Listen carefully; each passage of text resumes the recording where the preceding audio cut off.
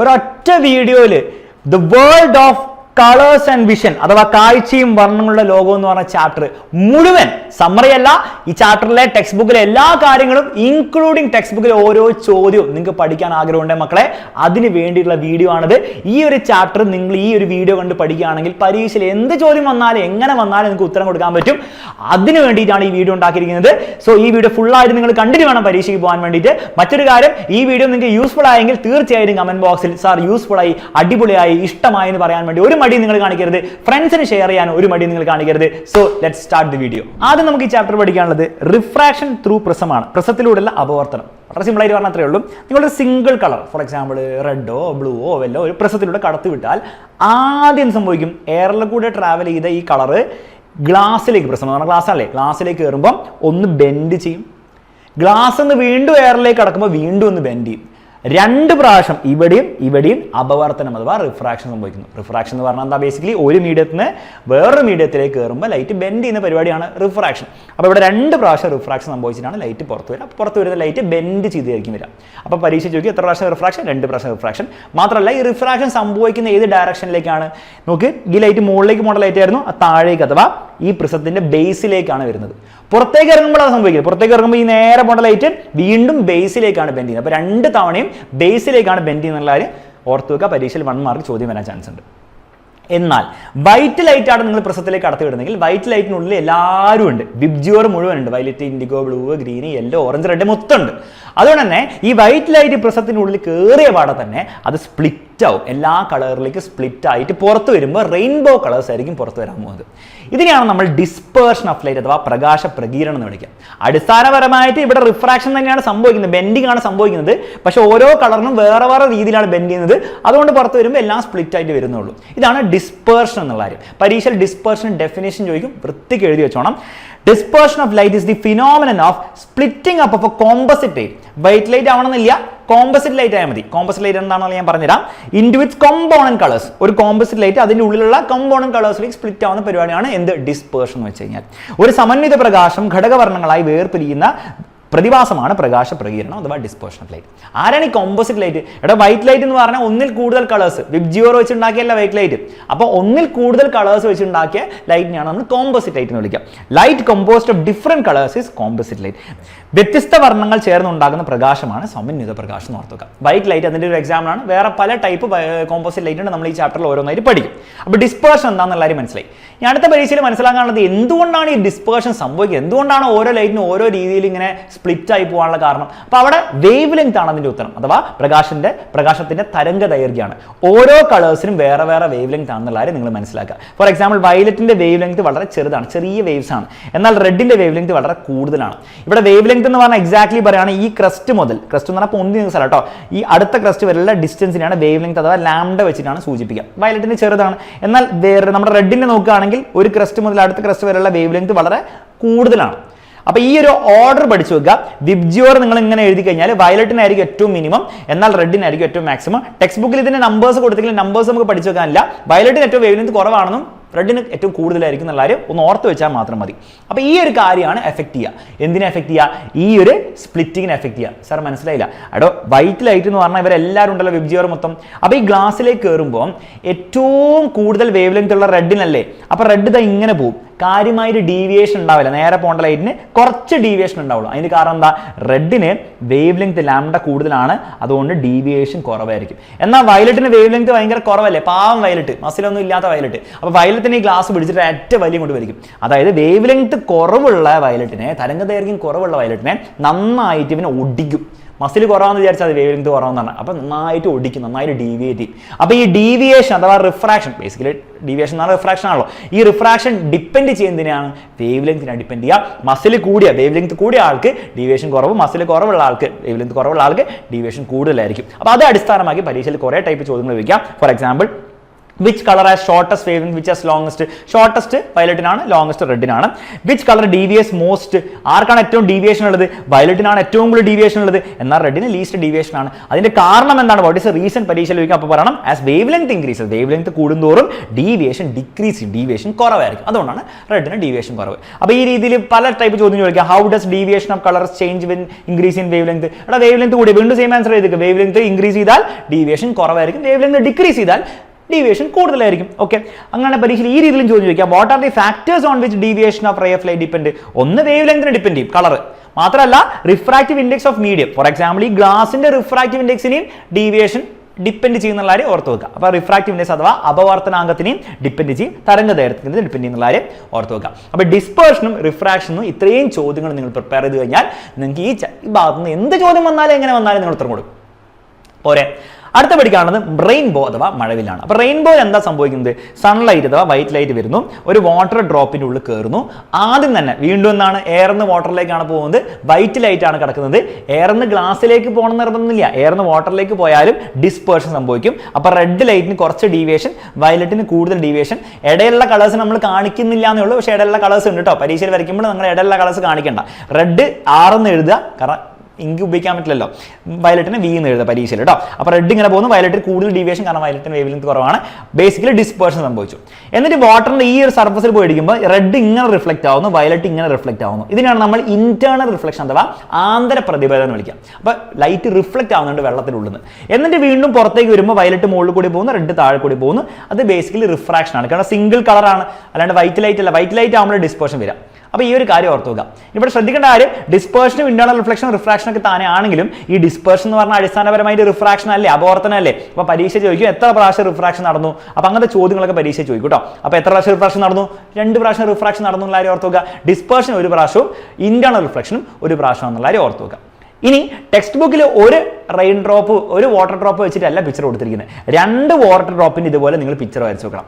അതിന്റെ കാരണം എന്താണ്? അതിന് കാരണം എന്ന് വെച്ച് കഴിഞ്ഞാൽ എപ്പോഴും പല പല വാട്ടർ ഡ്രോപ്സ് ഉണ്ടാവും. അപ്പോൾ ഒരു വാട്ടർ ഡ്രോപ്പിന് നിങ്ങൾ വരച്ച് വെക്കുക, വയലറ്റ് മുകളിൽ റെഡ് താഴെ, രണ്ടാമത്തെ വരയ്ക്കും വയലറ്റ് മുകളിൽ റെഡ് താഴെ എന്നൊക്കെ ആയിരിക്കും ഉണ്ടാവുക. എന്നിട്ട് നമ്മൾ ആസ് എൻ ഒബ്സർവർ ഇങ്ങനെ നിൽക്കുമ്പോൾ ഈ മുകളിലുള്ള വയലറ്റ് ഇല്ലേ നമ്മുടെ തലമണ്ടേന്റെ മുകളിൽ കൂടി പോവുക, ഈ താഴെയുള്ള റെഡ് ഇല്ലേ നമ്മുടെ കാലിലേക്ക് വരിക. അപ്പൊ നമ്മുടെ കണ്ണിലെത്തുമ്പോൾ റെയിൻബോയിൽ ആരായിരിക്കും മുകളിൽ ഉണ്ടാവുക? റെഡ് ആയിരിക്കും മുകളിൽ ഉണ്ടാവുക, ആൻഡ് വയലറ്റ് ആയിരിക്കും താഴെ ഉണ്ടാവുക. അപ്പോൾ അതുകൊണ്ടാണ് 2 പിക്ചർ വരയ്ക്കാൻ പറയുന്നത്. പരീക്ഷയിൽ 2 പിക്ചർ വരയ്ക്കണം. പരീക്ഷയിൽ ചോദിക്കും ആരാണ് മുകളിൽ ഉണ്ടാവുക എന്ന് ചോദിക്കുമ്പോൾ വയലറ്റ് എന്ന് എഴുതി വെക്കരുത്. ഈ വയലറ്റ് നമ്മുടെ തലമണ്ടയുടെ മുകളിൽ കൂടെ പോകണം. നമ്മളെ സംബന്ധിച്ചിടത്തോളം റെഡ് ആയിരിക്കും നമ്മുടെ റെയിൻബോന്റെ മുകളിൽ ഉണ്ടാവുക, വയലറ്റ് ആയിരിക്കും താഴെ ഉണ്ടാവുക. അത് ഈ 2 പിക്ചറും കൂടി വരയ്ക്കുമ്പോഴേ മനസ്സിലാവുള്ളൂ. അപ്പോൾ പരീക്ഷയിൽ ഏതാണ് വരയ്ക്കേണ്ടത്? പരീക്ഷ 2 വരയ്ക്കുക. പക്ഷേ 2 ബേസിക്കലി എന്താണ്? ഇതിന്റെ തന്നെ ഒരു കോപ്പി ആണെന്നുള്ള കാര്യം ഓർത്ത് വെച്ചാൽ മതി. ഓക്കെ, അപ്പോൾ പഠിക്കുമ്പോൾ ഒരെണ്ണം പഠിച്ച് വെച്ചാൽ മതി, പക്ഷേ വരയ്ക്കുമ്പോൾ 2 വരച്ച് വെക്കുക. പ്രാക്ടീസ് ചെയ്യണം, വരയ്ക്കണം, അല്ലെങ്കിൽ പരീക്ഷയിൽ മാർക്ക് കിട്ടില്ല. മാത്രമല്ല പരീക്ഷയിൽ ചോദിക്കും how does A rainbow form. അപ്പോൾ ഈ പറഞ്ഞ കാര്യങ്ങളൊക്കെ ഇംഗ്ലീഷിൽ വൃത്തിക്ക് എഴുതി വെക്കണം, മലയാളം മീഡിയം കാര്യം മലയാളത്തിൽ എഴുതി വെക്കണം. Ray of sunlight passing through a water droplet undergoes refraction twice. 2 പ്രാവശ്യം റിഫ്രാക്ഷൻ, കയറുമ്പോഴും പുറത്ത് വരുമ്പോൾ കേട്ടോ. ഡിസ്പേർഷൻ എന്ന് പറഞ്ഞ റിഫ്രാക്ഷൻ ആണ്. And internal reflection ones. This is a natural phenomenon, തന്നെ സംഭവിക്കുന്ന കാര്യം നമ്മൾ ചെയ്യേണ്ട ആവശ്യമൊന്നുമില്ല. Rainbow is formed as a result of combined effect of എന്തൊക്കെ? Refraction, dispersion, internal reflection. Same കാര്യം മലയാളത്തിൽ കൊടുത്തുകൊണ്ട് വായിച്ചു നോക്കുക. പരീക്ഷയിൽ എങ്ങനെയാണ് മഴവിൽ ഉണ്ടാവുന്നത് ചോദിക്കുമ്പോൾ എഴുതി വൃത്തിയായിട്ട് എഴുതി വെക്കണം. പിക്ചർ അടക്കം വരയ്ക്കണം. പരീക്ഷയിൽ പിക്ചർ വരയ്ക്കാൻ പറയില്ല, പക്ഷെ നിങ്ങൾ വരയ്ക്കണം. ചോദ്യങ്ങൾ വരും. When passing through water droplets where do light rays undergo refraction. എവിടെയാണ് റിഫ്രാക്ഷൻ ഉള്ളത്? 2 പ്രാവശ്യം ഉണ്ടാവുന്നുണ്ട്. എവിടെയാണ്? ഒന്ന് എൻ്റർ ചെയ്യുമ്പോൾ, ഒന്ന് എൻ്റർ ചെയ്യുമ്പോൾ, പിന്നെ ഒന്ന് എക്സിറ്റ് ചെയ്യുമ്പോൾ. ആ ഒരു സ്ഥലങ്ങളും കൂടി ഓർത്ത് വെക്കാം. What happens to the refracted light rays inside the water droplet? ഉള്ളിൽ എന്താ സംഭവിക്കുന്നത്? ഇന്റേണൽ റിഫ്ലക്ഷൻ നടക്കുന്നു അല്ലേ? ഇന്റേണൽ റിഫ്ലക്ഷൻ അഥവാ ആന്തര പ്രതിഫലനം നടക്കുന്ന വൃത്തിക്ക് അങ്ങോട്ട് എഴുതി വെക്കണം. ആപ്ലിക്കേഷൻ റിലേറ്റഡ് ചോദ്യങ്ങൾ ചോദിക്കാം. If rainbow is seen in the east where is the sun? മക്കളെ ഓർത്ത് വെച്ചോ, നിങ്ങൾ ഈസ്റ്റിലാണ് റെയിൻബോ കാണുന്നെങ്കിൽ സണ്ണ് നിങ്ങളുടെ ബാക്കിലായിരിക്കും. അപ്പോൾ ഈസ്റ്റിൽ റെയിൻബോ കാണുന്നെങ്കിൽ സൺ എവിടെ ആയിരിക്കും ഉണ്ടാവുക? വെസ്റ്റിലാണെന്നുള്ള കാര്യം ഓർത്ത് വെക്കാം. ഈ റെയിൻബോ നിങ്ങൾ വെസ്റ്റിലാണ് കാണുന്നെങ്കിൽ സൺ ഈസ്റ്റിലായിരിക്കും എന്നുള്ള കാര്യം ഓർത്ത് വെക്കാം. എപ്പോഴും സണ്ണ് നിങ്ങളുടെ ബാക്കിലായിരിക്കും, നിങ്ങൾ റെയിൻബോ മുന്നിലാണ്, സണ്ണ് ബാക്കിലായിരിക്കും എന്നുള്ള കാര്യം ഓർത്ത് വെക്കാം. നെക്സ്റ്റ് പഠിക്കാനുള്ളത് റീകോമ്പിനേഷൻ ഓഫ് ലൈറ്റ് അഥവാ പ്രകാശത്തിന്റെ പുനഃസംയോജനമാണ്. സിമ്പിൾ ആയിട്ട് പറഞ്ഞാൽ ഒരു പ്രസ് എടുത്തിട്ട് നിങ്ങൾ വൈറ്റ് ലൈറ്റ് കടത്തി വിട്ടാൽ സ്പ്ലിറ്റ് ആവുമല്ലോ. തൊട്ടടുത്ത് തന്നെ നിങ്ങൾ തലകുത്തനെ ഇൻവേർട്ടഡ് ആയിട്ട് പ്രസം വെച്ച് കഴിഞ്ഞാൽ ആ സ്പ്ലിറ്റ് ആയ ലൈറ്റ് എല്ലാം കൂടെ വീണ്ടും കമ്പൈൻ ചെയ്ത് പുറത്തേക്ക് എന്തായി വരും, റീകമ്പൈൻ ചെയ്ത് വൈറ്റ് ലൈറ്റ് ആയി വരും. ഇതാണ് റീകോമ്പിനേഷൻ. ജസ്റ്റ് ഡെഫിനേഷൻ ഒന്ന് പഠിച്ചു വെക്കുക. പുനഃസംയോജനം പരീക്ഷയിൽ ഡെഫിനേഷൻ ചോദിക്കും. ചോദ്യങ്ങൾ വേണം ചോദിക്കാം. What kind of light is obtained on the വാൾ? ഇവിടെ ഒരു ഭിത്തി വെച്ച് കഴിഞ്ഞാൽ ആ ലൈറ്റിൽ അവിടെ എന്താ വരിക, ഇവിടെ വൈറ്റ് ലൈറ്റ് തന്നെയാണ് വരിക. വൈറ്റ് ലൈറ്റ് എന്ന് എഴുതി വെക്കണം. What could be the reason for this? Recombination. അതായത് ബേസിക്കലി ഇവിടുത്തെ ലൈറ്റ് സ്പ്ലിറ്റ് ആവുന്നു, വീണ്ടും ഇൻവേർട്ടഡ് പ്രസത്തിൽ കയറുമ്പോൾ അത് വീണ്ടും റീകമ്പൈൻ ചെയ്ത് വൈറ്റ് ലൈറ്റിന് മാറുന്നു. ഇത്രയുള്ള സംഗതി. ക്ലിയർ ആണ്? അടുത്ത പഠിക്കാനുള്ളത് ഇലക്ട്രോ മാഗ്നറ്റിക് സ്പെക്ട്രത്തിന് വേണ്ടിയിട്ടാണ്. എന്താണ് സംഭവം? വളരെ സിമ്പിളായിട്ട് പറഞ്ഞത്രേ ഉള്ളൂ. നമ്മൾ കാണുന്ന ലൈറ്റില്ലേ, ഈ വയലറ്റ് മുതൽ റെഡ് വരെ, അത് ചെറിയൊരു ഭാഗം മാത്രമാണ് ഈ മൊത്തം ഇലക്ട്രോ മാഗ്നറ്റിക് സ്പെക്ട്രത്തിന്റെ. ഇലക്ട്രോ മാഗ്നറ്റിക് സ്പെക്ട്രം എന്ന് പറഞ്ഞാൽ ലൈറ്റ്. പക്ഷെ നമുക്ക് കാണാൻ പറ്റുന്ന ലൈറ്റിനെ നമ്മൾ എന്ത് വിളിക്കും? നമ്മൾ വിസിബിൾ ലൈറ്റ് എന്ന് വിളിക്കും. അത് ഈ ഒരു ബാൻഡിലാണുള്ളത്. അതല്ലാത്ത വേറെ തരവും ലൈറ്റും ഉണ്ട്. ഇൻഫ്രാറെഡ് ഉണ്ട്, റേഡിയോ വേവ്സ് ഉണ്ട്, UV ഉണ്ട്, എക്സ്റേസ് ഉണ്ട്, ഗാമ റേസ് ഉണ്ട്. ഇതിനെല്ലാം കൂടെ ചേർത്തിട്ടാണ് നമ്മൾ ഇലക്ട്രോ മാഗ്നറ്റിക് റേഡിയേഷൻ എന്ന് വിളിക്കുക. The orderly distribution of electro magnetic radiations is known as electro magnetic spectrum. ഇവരൊക്കെ ലൈറ്റ് തന്നെയാണ്, പക്ഷെ നമുക്ക് കാണാൻ പറ്റില്ല. അതുകൊണ്ട് നമ്മൾ അവരെ ലൈറ്റ് എന്ന് പൊതുവെ വിളിക്കാറില്ല എന്നേ ഉള്ളൂ. പക്ഷെ ഇവരൊക്കെ ലൈറ്റ് ആണെന്നുള്ള കാര്യം മനസ്സിലാക്കാം. മൊത്തത്തിൽ നമ്മൾ ഇവരെല്ലാം കൂടെ ഇലക്ട്രോ മാഗ്നറ്റിക് സ്പെക്ട്രം എന്നാണ് വിളിക്കുക. പല ആനിമൽസിലും UV-യിലും ഇൻഫ്രാറെഡിലും ഒക്കെ നമുക്ക് കാണാൻ പറ്റും. നമുക്കല്ല, പല ആനിമൽസിൽ കാണാൻ പറ്റുന്ന സത്യം ഉണ്ടെന്നുള്ള കാര്യം മനസ്സിലാക്കാം. അപ്പോൾ ഇതൊന്ന് ഓർത്തൊക്കെ ഡെഫിനേഷൻ പഠിച്ചു വെക്കണം കേട്ടോ. പരീക്ഷയിൽ 1 മാർക്കിനൊക്കെ ചോദിക്കും. പരീക്ഷയിൽ ചോദിക്കും, ഇതിന് ആപ്ലിക്കേഷൻ ചോദിക്കും. The dash radiation in sunlight is main reason for heat. ഹീറ്റിന്റെ കാരണം എന്താണ്? സൺലൈറ്റിലെ ഇൻഫ്രാറെഡ് റേഡിയേഷൻ ആണെന്ന് ഓർത്ത് വെക്കാം. അതേപോലെ the dash radiation helps to produce vitamin D. എന്ത് കിട്ടുമ്പോഴാണ് വൈറ്റമിൻ ഡി കിട്ടുന്നത്? നമ്മുടെ ബോഡി പ്രൊഡ്യൂസ് ചെയ്യുന്നത് UV ആണെന്നുള്ള കാര്യം കൂടെ ഓർത്ത് വെക്കാം. ഈ 2 കാര്യങ്ങൾ പരീക്ഷയിൽ 1 മാർക്കിന് ചോദിക്കാൻ ചാൻസ് ഉണ്ട്. ഓക്കെ, അത് പറഞ്ഞുകൊണ്ട് നമ്മൾ ഈ ചാപ്റ്റർ നെക്സ്റ്റ് സെഗ്മെന്റിലേക്ക് പോവാണ്. Primary and secondary colours. മക്കളെ, നമ്മുടെ ലോകത്ത് 3 പ്രൈമറി കളേഴ്സ് ഉണ്ട്. അത് ഒന്നെന്താണ്? റെഡ്, പിന്നെ ഗ്രീന്, പിന്നെ ബ്ലൂ. RGB ആണ് പ്രൈമറി കളേഴ്സ്. ഈ RGB ഉപയോഗിച്ചിട്ട് നമുക്ക് ഏത് കളർ ഉണ്ടാക്കാം. ഫോർ എക്സാമ്പിൾ, റെഡും ഗ്രീനും കൂടെ ചേരുമ്പോഴാണ് യെല്ലോ കിട്ടുക. അതുപോലെ ബ്ലൂവും റെഡും കൂടെ ചേരുമ്പോഴാണ് മജന്ത കിട്ടുക. അപ്പം നമുക്ക് ഈ പ്രൈമറി കളേഴ്സ് ഉപയോഗിച്ചിട്ട് നമുക്ക് സെക്കൻഡറി കളേഴ്സ് ഉണ്ടാക്കാൻ പറ്റുന്ന കാര്യം ഒന്ന് പഠിച്ചു വെക്കുക. ഈ 3 പ്രൈമറി കളേഴ്സും കൂടെ ചേരുമ്പോൾ എന്താ കിട്ടുക? വൈറ്റ് കളറാണ് കിട്ടുക എന്നുള്ള കാര്യം കൂടെ ഓർത്ത് വെക്കുക. ഓക്കെ, അപ്പം പ്രൈമറി കളറിന്റെ ഡെഫിനേഷൻ പഠിച്ചു വെക്കുക. പരീക്ഷ ചോദിക്കും. പ്രാഥമിക വർണ്ണങ്ങളുടെ ഡെഫിനേഷൻ പരീക്ഷ ചോദിക്കുമ്പോൾ എഴുതി വെക്കണം. മാത്രമല്ല, ഇവിടെ ഏറ്റവും കൂടുതൽ ഇമ്പോർട്ടന്റ് ഈ R-ഉം G-യും കൂടെ ചെയ്യുമ്പോൾ യെല്ലോ കിട്ടും, G-യും B-യും കൂടെ അത് പഠിക്കണം ബൈ ഹാർട്ട്. അതിന് ആദ്യം നിങ്ങൾ ചെയ്യേണ്ടത് RGB YCM എന്ന് എഴുതി വെക്കുക. ഓർത്തോക്ക സിമ്പിൾ. RGB നിങ്ങൾക്ക് എടുക്കുന്നില്ല, ചെറിയ ക്ലാസ് മുതൽ. YCM എന്ന് പറഞ്ഞാൽ എന്തുകൊണ്ട് CMA? ചീഫ് മിനിസ്റ്ററോട് ചോദിക്കണേ എന്തുകൊണ്ട് CMA എന്ന് ഇമാജിൻ ചെയ്യും. RGB YCM എഴുതിയ ഭയങ്കര സിമ്പിളാണ്. കാരണം R-ഉം G-യും ചേർന്നാൽ യെല്ലോ കിട്ടും. അതെ, G-യും B-യും ചേർന്നാൽ സയാൻ കിട്ടും, G-യും B-യും ചേർന്നാൽ സയാൻ കിട്ടും. പിന്നെ ബാക്കിയുള്ള എന്താ? B-യും R-ഉം അല്ലേ ചേർന്നാൽ മജന്ത കിട്ടും, B-യും R ചേർന്നാൽ മജന്ത കിട്ടും. ആ സിമ്പിളായിട്ട് ഓർത്ത് വെക്കാൻ പറ്റും. ഇത് ബേസ്ഡ് ആയിട്ട് പരീക്ഷയിൽ ചോദ്യങ്ങളൊക്കെ വരുമ്പോൾ നിങ്ങൾക്ക് ഈസി ആയിട്ട് ഉത്തരം കൊടുക്കാം. ചോദ്യങ്ങൾ എങ്ങനെയാണെന്നുള്ള കാര്യം കാണിച്ചു തരാം കേട്ടോ.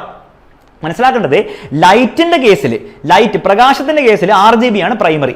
എന്നാൽ നിങ്ങൾ പ്രിന്റ് ചെയ്യുമ്പോൾ, അല്ലെങ്കിൽ നിങ്ങൾ തുണിയുടെ മുകളിലോ അല്ലെങ്കിൽ പേപ്പറിൽ പ്രിന്റ് ചെയ്യുമ്പോൾ അവിടുത്തെ പ്രൈമറി കളേഴ്സ് RGB അല്ല, നമ്മുടെ മറ്റേ 3 ആൾക്കാരാണ്. CMY ആണ്. സയാനും മജന്തി യെല്ലോ ആണെന്നുള്ള കാര്യം ഓർത്ത് വെക്കുക. അപ്പോൾ ഡൈയിന്റെ കേസിൽ പ്രിന്റ് ചെയ്യുമ്പോഴും അല്ലെ പെയിന്റ് അടിക്കുമ്പോഴും ഒക്കെ നമ്മൾ പ്രൈമറി കളേഴ്സ് ആയിട്ട് എടുക്കുക CMY ആണെന്നുള്ള കാര്യം ഓർത്ത് വെക്കുക. അപ്പോൾ ഈ CMYന്റെ പ്രത്യേകത, CMY 3 കൂടി ജോയിൻ ചെയ്ത് കഴിഞ്ഞാൽ നിങ്ങൾക്ക് കിട്ടുക എന്തായിരിക്കും? നിങ്ങൾക്ക് കിട്ടുക ബ്ലാക്ക് ആയിരിക്കും കിട്ടുക. പിന്നെ വേറെ രീതിയിൽ ജോയിൻ ചെയ്ത RGB കിട്ടും. അപ്പോൾ അതിന്റെ ഓർഡർ നമുക്ക് പഠിച്ചു വെക്കണം, വളരെ ഇമ്പോർട്ടൻ്റ് ആണ്. ഓക്കെ, അപ്പോൾ അതിന് നിങ്ങൾ മൈക്ക് എന്ന് എഴുതാം. മൈക്ക് RGB എന്ന് എഴുതി വെക്കാം. മറ്റേത് RGB YCM എന്നല്ല എഴുതി. ഇവിടെ മൈക്ക് RGB എന്ന് എഴുതാം. ഇത് സെയിം ലോജിക് തന്നെ. M-ഉം Y-യും കൂടെ ചേർന്നാൽ R കിട്ടും, Y-യും C-യും കൂടെ ചേർന്നാൽ G കിട്ടും, C-യും M-ഉം കൂടെ ചേർന്നാൽ B കിട്ടും. അപ്പോൾ ഇത് ഡൈസിന്റെ കേസിൽ ഈ രീതിയിലാണ് RGB ഉണ്ടാക്കുക എന്നുള്ള കാര്യം കൂടെ ഒന്ന് ഓർത്ത് വെച്ചോട്. പരീക്ഷ ചോദ്യം വരുമ്പോൾ ഈസി ആയിട്ട് നിങ്ങൾക്ക് ഉത്തരം കൊടുക്കാൻ പറ്റും. അടുത്ത ടോപ്പിക്കാണ് പെർസിസ്റ്റൻസ് ഓഫ് വിഷൻ. ഈ ചാപ്റ്റർ കുറേ ടോപ്പിക്സ് ഉള്ള ചാപ്റ്റർ കേട്ടോ. പക്ഷേ പഠിക്കുമ്പോഴുള്ള ഗുണം എന്ന് വെച്ചാൽ ഇതൊക്കെ പഠിച്ചു കഴിഞ്ഞാൽ 100% ഞാൻ ഗ്യാരണ്ടിയാണ് നിങ്ങൾക്ക് ഫുൾ മാർക്ക് കിട്ടും. വീക്ഷണ സ്ഥിരത ബേസിക്കലി എന്താ?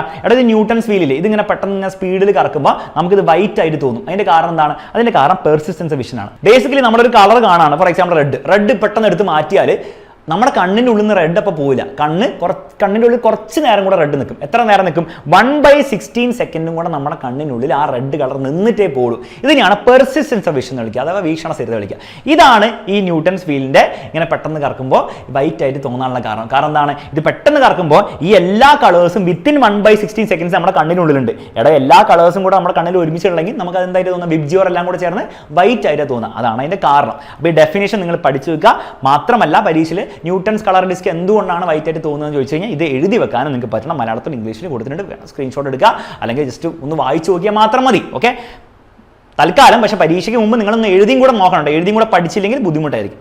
Okay, find more example of persistent vision പരീക്ഷ ചോദിക്കും. അപ്പോൾ നിങ്ങൾ മോർ എക്സാമ്പിൾ പറയുക. ഒരു ടോർച്ച് അല്ലെങ്കിൽ ബേണിംഗ് സ്റ്റിക്ക് ഒക്കെ പെട്ടെന്ന് ഇങ്ങനെ കറക്കി അല്ലെങ്കിൽ കിട്ടും. അല്ലെങ്കിൽ മൂവി ആൻഡ് കാർട്ടൂൺ ബേസിക്കലി കുറേ ഫ്രെയിം ഇങ്ങനെ അടുപ്പിച്ച് വെക്കുമ്പോൾ നമുക്ക് എന്താണ് ഒരൊറ്റ ഫ്രെയിം പോലെ നമുക്ക് ഒറ്റ മൂവി പോലെ നമുക്ക് തോന്നുകയാണ്. ഫാനിൻ്റെ ബ്ലേഡ് കറങ്ങുമ്പോൾ നമുക്ക് പെർസിസ്റ്റൻസ് വിഷൻ വർക്ക് ചെയ്യുക. ഫാൻ ഇങ്ങനെ മൊത്തത്തിൽ ഒരു സാധനം ഇങ്ങനെ കറങ്ങുന്ന പോലെ തോന്നും അല്ലേ. ഫ്ലിപ്പ് ബുക്ക് ഇങ്ങനെ ഡ്രെന്ന് പറഞ്ഞ ബുക്ക് തുറക്കുമ്പോൾ അങ്ങനെ ആൾക്കാർ മൂവ് ചെയ്യുന്നല്ലേ, അതൊക്കെ പെർസിസ്റ്റൻസ് വിഷനാണ്. ലൈറ്റിൻ്റെ ട്രെയിൽ, ഇപ്പോൾ കാറിൻ്റെ ലൈറ്റിൻ്റെ ട്രെയിലാണെങ്കിൽ ഇതുപോലത്തെ ദിവാലിയുടെ ലൈറ്റിൻ്റെ ട്രെയിലാണെങ്കിലും ഒക്കെ പെർസിസ്റ്റന്റ് വിഷൻസിന്റെ എക്സാമ്പിൾ ആണെന്നുള്ള കാര്യം ഒന്ന് ഓർത്ത് വെച്ചേക്കാം കേട്ടോ. ഓക്കെ, അടുത്ത പഠിക്കാനുള്ളത് കളർ ഓഫ് ട്രാൻസ്പെറന്റ് ഒബ്ജക്റ്റ് ആണ്. വളരെ സിമ്പിൾ ആയിട്ട് പറഞ്ഞാൽ ഉള്ളൂ. Red filter, blue filter, green filter. ഇവിടെ റെഡ് ഫിൽറ്റർ എന്താ ചെയ്യുക? Absorbs all colour other than red. Red അല്ലാത്ത ബാക്കിയെല്ലാത്തിനും അബ്സോർബ് ചെയ്യും, റെഡിനെ മാത്രമേ കടത്തിയുള്ളൂ. അതുകൊണ്ടാണ് നമുക്ക് ഈ റെഡ് ഫിൽറ്ററിനെ റെഡ് ആയിട്ട് തോന്നുന്നത്. ബ്ലൂ ഫിൽറ്ററിനെ ബാക്കിയെല്ലാത്തിനും അബ്സോർബ് ചെയ്യും, എന്നിട്ട് ബ്ലൂവിനെ മാത്രം കടത്തി വിടും. അപ്പോൾ നമുക്ക് എന്താണ് ബ്ലൂ ആയിട്ട് തോന്നുന്ന ഫിൽറ്റർ. അത്രയുള്ള പരിപാടി. അപ്പോൾ പരീക്ഷയിൽ വേണം ചോദിക്കാം, ഒരു ഫിൽറ്റർ ഉണ്ട് മജന്ത ഫിൽറ്റർ. അപ്പോൾ ഓരോ ലൈറ്റ് വീണ് കഴിഞ്ഞാൽ എന്താ സംഭവിക്കാന്ന് ചോദിക്കും. മജന്ത എന്ന് പറഞ്ഞാൽ നമ്മൾ അവിടെ ഓർക്കണം, ഏത് RGB YCM വെച്ചിട്ട് മജന്ത എപ്പോഴാണ് കിട്ടുക?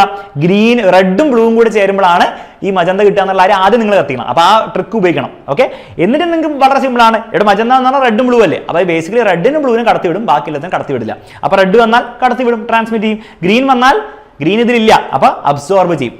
ബ്ലൂ വന്നാൽ ബ്ലൂ ഉണ്ടല്ലോ, കടത്തി വിടും. യെല്ലോ വന്നാൽ, അപ്പൊ നിങ്ങൾ ആലോചിക്കണം, യെല്ലോ എന്ന് പറഞ്ഞാൽ ഏത് രണ്ട് പ്രൈമറി കളേഴ്സ് ആണ്? RG ആണ്. അപ്പോൾ ആ ട്രിക്ക് ഓർക്കണം നിങ്ങൾ. RG ആണ് റെഡ്, സോറി യെല്ലോ.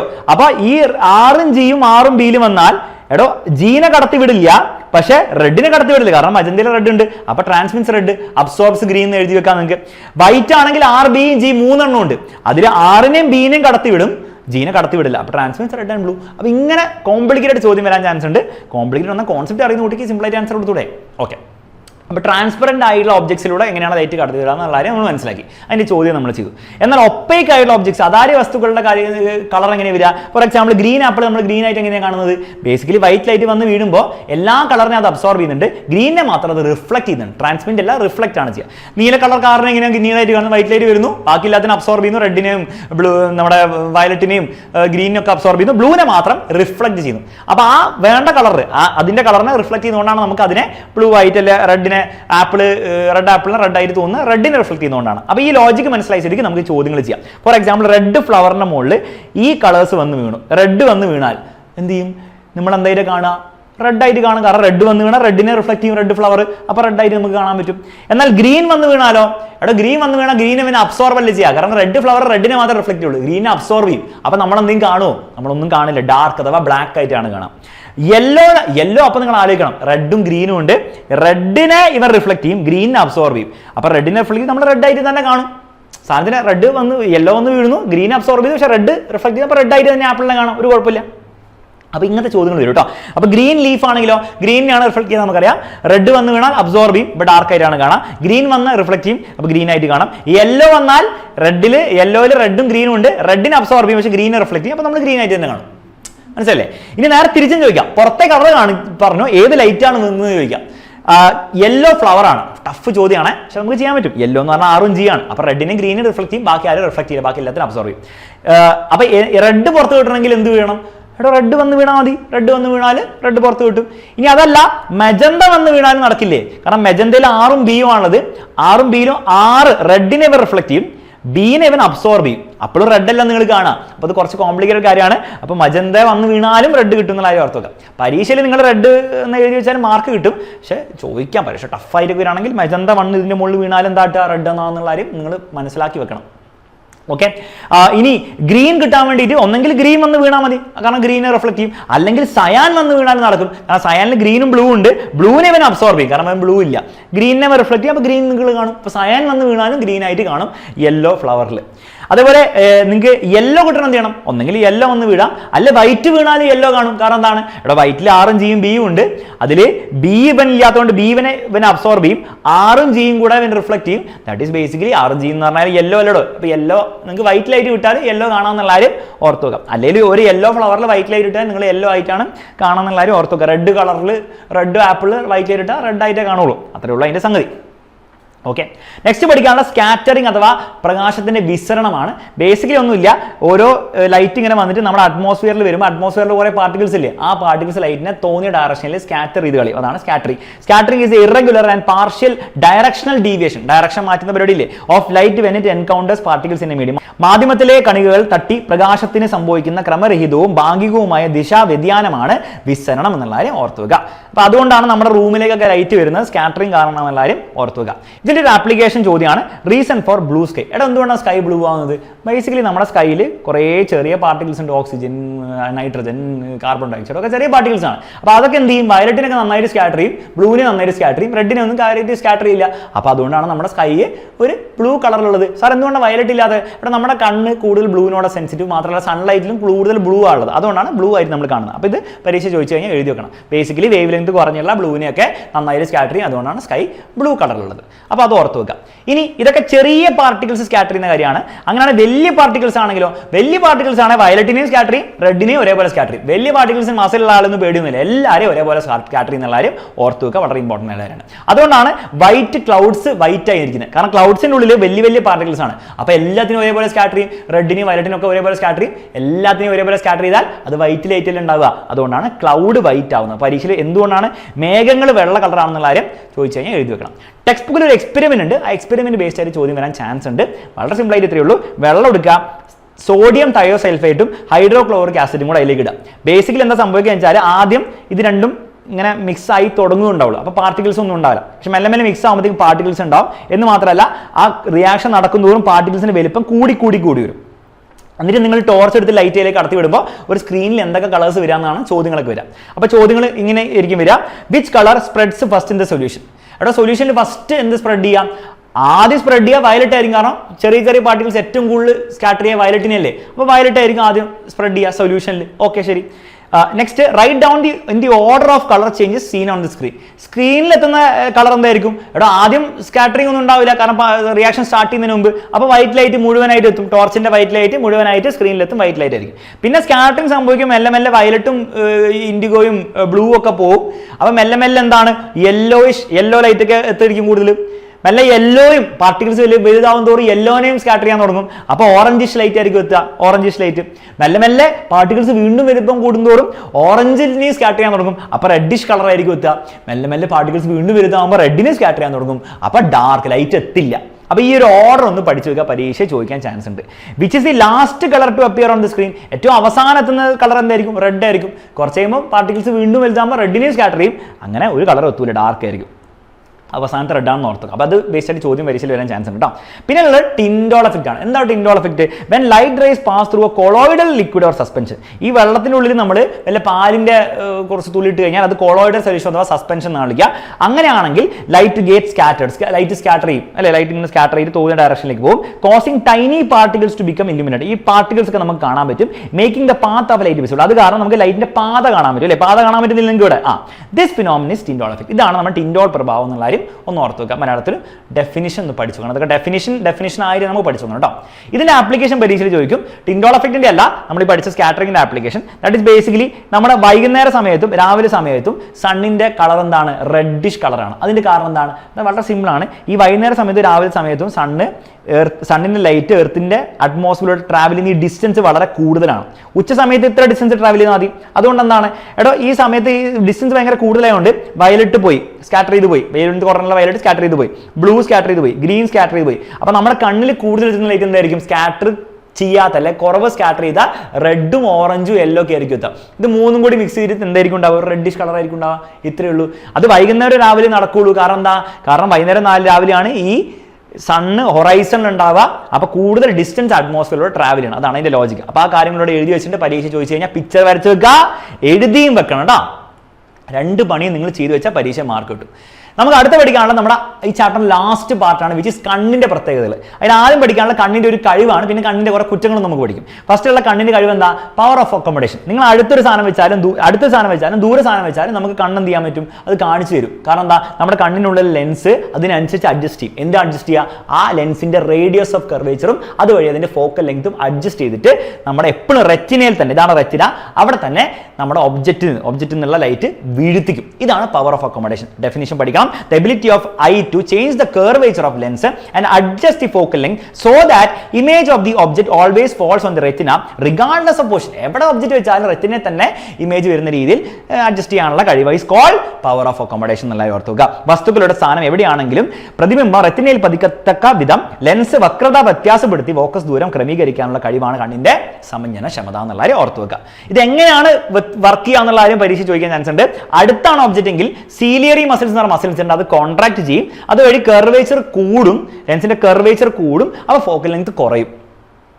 എന്നാൽ ദൂരെയാണ് ഒബ്ജക്റ്റ് എങ്കിൽ നമ്മുടെ ഐസ് റിലാക്സ്ഡ് ആയിരിക്കും, ദൂരെയാണ് റിലാക്സ്ഡ് ആയിരിക്കില്ല, സീലിയറി മസിൽസ് റിലാക്സ്ഡ് ആയിരിക്കും, കർവേച്ചർ ഡിക്രീസ് ആണ് ചെയ്യുക, അത്ര കർവ് ഉണ്ടാവില്ല റിലാക്സ്ഡ് ആകുമ്പോൾ, അപ്പോൾ ഫോക്കൽ ലെങ്ത് ഇൻക്രീസ് ചെയ്യും. അപ്പോൾ ഈ ഒരു ലോജിക് ഓർത്ത് വെച്ചോ. പരീക്ഷയിൽ ചിലപ്പോൾ ചോദിക്കാം നിയർ ബൈ ഒബ്ജക്റ്റ് ആണ് ഫോക്കൽ ലെങ്ത് സംഭവിക്കുന്നതൊക്കെ ചോദിച്ചു കഴിഞ്ഞാൽ ഇത് ഓർത്ത് വെക്കണം.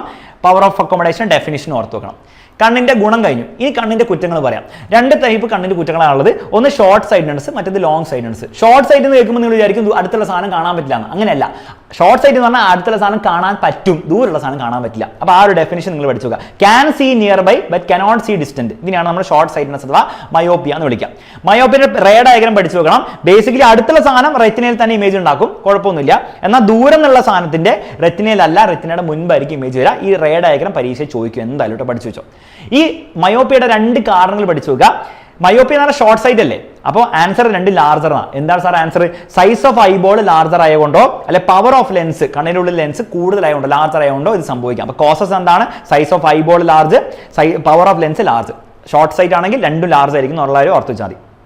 ഇനി ഇത് ശരിയാക്കാൻ വേണ്ടി എന്ത് ലെൻസാണ് ഉപയോഗിക്കേണ്ടത്? കോൺകേവ് ലെൻസ് ആണ് ഉപയോഗിക്കേണ്ടത്. ഈ റേ ഡയഗ്രം പഠിച്ചു വെക്കുക. ശരിയാക്കാത്ത അവസ്ഥയിൽ റെറ്റിനയിലല്ല ഇമേജ് വരുന്നത്. കോൺകേവ് ലെൻസ് വെച്ചാൽ കോൺകേവ് ലെൻസ് കുറച്ച് എന്ത് ചെയ്യും, പുറത്തേക്ക് തെറിപ്പിക്കും, ഡൈവേർജ് ചെയ്യും, എന്നിട്ട് അവസാനം റെറ്റിനയിൽ ഇമേജ് വന്നോളും. രണ്ട് റേ ഡയഗ്രവും പഠിച്ചു വെക്കണം, പരീക്ഷയിൽ ചോദിക്കും കേട്ടോ. നേരെ ഓപ്പോസിറ്റുള്ള സംഗതിയാണ് ലോങ് സൈഡ്നെസ് അഥവാ ഹൈപ്പർ മെട്രോപ്പിയ. പേര് കേൾക്കുമ്പോൾ നിങ്ങൾക്ക് തോന്നുന്നു ലോങ് സൈഡ് കാണാൻ പറ്റില്ല എന്നാണ്. അല്ല, ലോങ് ഉള്ള സാധനം കാണാൻ പറ്റും, അടുത്തുള്ള സാധനം കാണാൻ പറ്റില്ല. Okay, can see distant, cannot see nearby ആണ് ലോങ് സൈഡ്നെസ് കേട്ടോ. അതായത് അടുത്തുള്ള ദൂരെയുള്ള സാധനം എന്താണ് നന്നായിട്ട് കാണാൻ പറ്റുന്നുണ്ട്, പക്ഷെ അടുത്തുള്ള സാധനം ഓക്കെ, ഫോർ എക്സാമ്പിൾ നമ്മുടെ നിയർ പോയിന്റ് 25 സെന്റിമീറ്റർ ആണ്, നമുക്ക് കാണാൻ പറ്റേണ്ടതാണ്, പക്ഷേ ഇയാൾക്ക് എന്താണ് കാണാൻ പറ്റില്ല, കാരണം ഇയാൾക്ക് ലോങ് സൈഡ് ആണ്, കാരണം റെറ്റിനയുടെ ബാക്കിലാണ് ഇമേജ് വരുന്നത്. റേ ഡയഗ്രാം വീണ്ടും പഠിക്കണം. ഇതിന്റെ കാരണങ്ങൾ രണ്ടും സ്മോളർ ആണ്. ലോങ് സൈഡ് ആണെങ്കിൽ ആൻസർ എന്താ? രണ്ട് സ്മോളർ ആണ്. എന്തൊക്കെ സ്മോളർ ആണ്? സൈസ് ഓഫ് ഐബോൺ സ്മോളർ ആണ്, പവർ ഓഫ് ലെൻസ് സ്മോളർ ആണെന്നുള്ള കാര്യം ഓർത്ത് വെക്കുക. ഇനി ഇവിടെ ഒരു കാര്യം ഓർത്ത് വെക്കേണ്ടത്, പവർ കുറവാണെങ്കിൽ സ്മോളർ ആണെങ്കിൽ ഫോക്കൽ ലെങ്ത് കൂടുതലായിരിക്കും എന്നുള്ള കാര്യം ഓർത്ത് വെക്കണം. കാരണം പവർ എന്ന് പറഞ്ഞാൽ 1/4 ഫോക്കൽ ലെങ്ത് ആണ്. പവർ കൂടുതൽ എന്നാൽ ഫോക്കൽ ലെങ്ത് കുറവ്, പവർ കുറവ് എന്ന് പറഞ്ഞാൽ ഫോക്കൽ ലെങ്ത് കൂടുതലാണ്. അപ്പോൾ ആ ഫോക്കൽ ലെങ്ത് വെച്ചിട്ടൊക്കെ ചോദിച്ചാൽ ഓർത്ത് വെച്ചാൽ മതി, പവറിന്റെ നേരെ ഓപ്പോസിറ്റ് ആണെന്ന് ഓർത്ത് വെച്ചാൽ മതി. ഓക്കെ, റെമഡി എന്താ? മറ്റടുത്ത് കോൺകേവ് ആണ്, ഇവിടെ കോൺവെക്സ് ആണ്. അതായത് ഇതൊന്നും ഇല്ലാണ്ട് നിങ്ങൾ അടുത്തുള്ള സാധനം കാണുമ്പോൾ റൈറ്റിന്റെ ബാക്കിലാണെന്ന് വീഴുക. എന്നാൽ കോൺവെക്സ് ലെൻസ് ഒന്ന് കൺവേർട്ട് ചെയ്ത് കൊടുക്കും, പിന്നെ നമ്മളെ ശരിക്കത്തെ ലെൻസ് ഒന്നുകൂടി കൺവേർട്ട് ചെയ്യുമ്പോൾ റെറ്റിനയിൽ വീഴും. ഈ റേ ഡയഗ്രം പഠിച്ചോ, വരച്ച് പഠിച്ചോ, പരീക്ഷയിൽ ചോദിക്കും. ഇനി പ്രായം കൂടുമ്പോൾ വേറൊരു പ്രശ്നം വരുന്നുണ്ട്. For older people near point 24 സെന്റിമീറ്ററിനാൾ കൂടും. അപ്പോൾ ദൂരെ വെച്ച് കഴിഞ്ഞാൽ പ്രോപ്പറായിട്ട് വായിക്കാൻ പറ്റുള്ളൂ. ഈ പരിപാടിയാണ് പ്രസ്ബയോപ്പിയ. ഇതിന് കാരണം എന്താണ്? This is because of efficiency of ciliary muscles decrease. ആ സീലിയറി മസിൽസ് ഇല്ലേ, പവർ ഓഫ് അക്കോമഡേഷനെ നിയന്ത്രിക്കുന്ന അവന്റെ എഫിഷ്യൻസി കുറയും. Such people are less power of accommodation. Power of accommodation സമഞ്ജനക്ഷമത കുറച്ച് കുറവായിരിക്കും. ഇതിനെയാണ് പ്രസ്ബയോപ്പിയ എന്ന് വിളിക്കുക. പരീക്ഷയിൽ ഡെഫിനേഷൻ ചോദിക്കും, വൃത്തിക്ക് അങ്ങോട്ട് എഴുതി വെച്ചോണം. Last topic of the chapter എന്താണ്? ഈ ലൈറ്റും കാര്യങ്ങളൊക്കെ അടിപൊളിയാണ്. റെയിൻബോ ഉണ്ട്, പല പല സാധനങ്ങൾ, റിസ്പേർഷനും സ്കാറ്ററിങ്ങും ടിൻഡോൾ എഫക്റ്റും ഒക്കെ അടിപൊളിയാണ്, നമുക്ക് കാണാൻ പറ്റുന്ന ലൈറ്റ് കൊണ്ടാണ്. പക്ഷെ ലൈറ്റ് ഓവർ ആയി കഴിഞ്ഞാൽ എന്തുണ്ടാവും? ലൈറ്റ് പൊല്യൂഷൻ ഉണ്ടാവും. അപ്പോൾ ഈ ലൈറ്റ് പൊല്യൂഷന്റെ എഫക്ട്സ് എന്താണെന്ന് പരീക്ഷയിൽ ചോദിക്കാൻ ചാൻസ് ഉണ്ട്. അപ്പോൾ എഴുതി വെക്കുക. Causes difficulty, night drive, astronomical objects, നമുക്ക് സ്റ്റാർ കാണാനൊക്കെ ഭയങ്കര ബുദ്ധിമുട്ടായിരിക്കും. മൈഗ്രേറ്ററി ബേർഡ്സിന് ഓവർ ലൈറ്റ് വന്ന് അവർക്ക് മൈഗ്രേറ്ററി പാറ്റേൺ അല്ല അവരുടെ ഡയറക്ഷൻ സെൻസ് പോകാൻ ചാൻസ് ഉണ്ട്. എനർജി വേസ്റ്റേജ് ആണ് അല്ലേ കുറേ നമ്മൾ ഉപയോഗിക്കുന്നത്. അപ്പോൾ ആ കാര്യങ്ങളും കൂടെ ഒന്ന് എഴുതി വെക്കുക. ഇത്രയും കാര്യങ്ങൾ നിങ്ങൾ പഠിച്ചാൽ മക്കളെ ഈ ചാപ്റ്ററിൽ നിന്ന് എന്ത് ചോദിച്ചാലും എങ്ങനെ ചോദിച്ചാലും നിങ്ങൾക്ക് ഉത്തരം കൊടുക്കാൻ പറ്റുന്ന 100% കോൺഫിഡൻസ് എനിക്കുണ്ട്. നിങ്ങൾക്ക് ഇതുണ്ടാവണം, കാരണം നമ്മൾ ഫുൾ പഠിച്ചു. ആകെയുള്ളത് ഡെഫിനിഷൻസ് കാര്യങ്ങളൊന്നും എഴുതി പഠിക്കണം. ആൻസേഴ്സും ചില കാര്യങ്ങൾ എഴുതിയും കൂടെ പഠിച്ചു കഴിഞ്ഞാൽ ഈ ചാപ്റ്ററിൽ നിന്ന് A+ അല്ല ഫുൾ മാർക്ക് ആയിരിക്കും നിങ്ങൾക്ക് കിട്ടുക. അതെൻ്റെ ഗ്യാരണ്ടിയാണ്. ഈ വീഡിയോ യൂസ്ഫുൾ ആയെങ്കിൽ എല്ലാ നിങ്ങളുടെ ഫ്രണ്ട്സിന്, പ്രത്യേകിച്ച് പെട്ടെന്നൊക്കെ പഠിക്കാൻ ആഗ്രഹമുള്ള ഫ്രണ്ട്സിന് നിങ്ങളത് അയച്ചു കൊടുക്കുക. കമന്റ് ബോക്സിൽ ഈ വീഡിയോ യൂസ്ഫുൾ ആണെങ്കിൽ കമന്റ് ബോക്സിൽ എന്നെ അറിയിക്കുക. സാർ അടിപൊളിയായിട്ടുണ്ട്, വീഡിയോ സൂപ്പറാണ്, യൂസ്ഫുൾ ആയി എന്നുള്ള കാര്യം പറയാം. മറ്റൊരു വീഡിയോയിൽ കാണുന്നവരെ bye bye, take care and all the best. Also എക്സാമിനറിന്റെ ബാച്ചിലൊക്കെ ജോയിൻ ചെയ്ത് ഡെയിലി ലൈവ് ക്ലാസ് ഉപയോഗിച്ച് പ്രോപ്പറായിട്ട് പഠിക്കണമെങ്കിൽ കമന്റ് അല്ല ഇവിടെ സാധനം ഇങ്ങനെ പോകുന്നത് കാണാൻ പറ്റും. അതിൽ വിളിച്ചിട്ട് ബാച്ചിൽ ജോയിൻ ചെയ്യുക. സൂപ്പറായിട്ട് നമുക്ക് എന്ത് ചെയ്യാം, ബാച്ചിൽ പഠിക്കാം. Bye bye and take care.